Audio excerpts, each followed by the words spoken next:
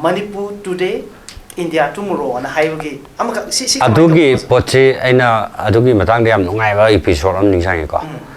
Akwegi Anglo Manipur War, Sina Maram Warakanda, Bengalgi covers it, Tarumukse, Manipur long history, Manipur na Chumi Havagi, Argumenta, Bengali covers in Sita, some happy, Yamape. She hapak pada Kaidogam Matanda, Bengalgi, Naha Mamse. Nationalism may Muslim Chukale. Okay. Incidents. Even China Bokta, Kogi, Agi Mamangi like to Makum the prepares the Yawani. Mauzi Dungaga, Kogi Anglo Manipur Wargi, Tagalagi Eva, Kanogatuam Lay even. I don't know combine to get Matanda. Indiagi freedom struggle movement, Manipurgi, Anglo Manipur Wana, Su given it, high slave. Okay. Madame Madun and Nariba Ponmiam. Manipur pick back to the British officer Manga Kakravasi, Nahasing the issue in it. Yes, exactly. I don't know. A quite British came up to land, Hoboya, yet how good only have a feelings, Modiam, Poe Haita. Malimgi, Pitribigi, Lady, Media Singduna, Manipur, Yanga Mutuna, the Manipurgi political status, Samadi, Madame Yamtina Wanga. Exactly. Antina Wanga, Songa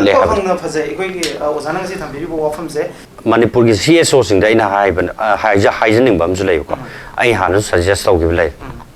Jalia Nambaki, Mihatu, Indiana, British Madugi, Lali Hajabagi, Kanoma Lake.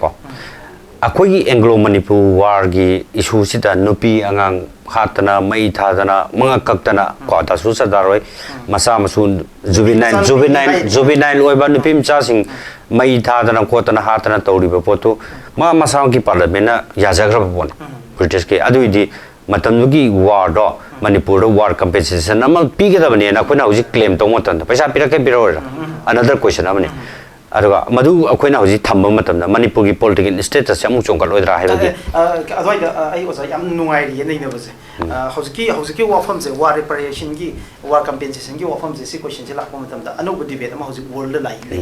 Moreover, Indiagi politicians, historians, authors, Sashitaru, Maniba, anti-colonial literature, the era of darkness, the British Empire, I was in Man claim to the British India, Can and government Toromde, British India exploit Toromani, other trillions of dollars, billions of dollars in India, the Gimuna, Purasa Kivani Havani, Maduki compensation to British India.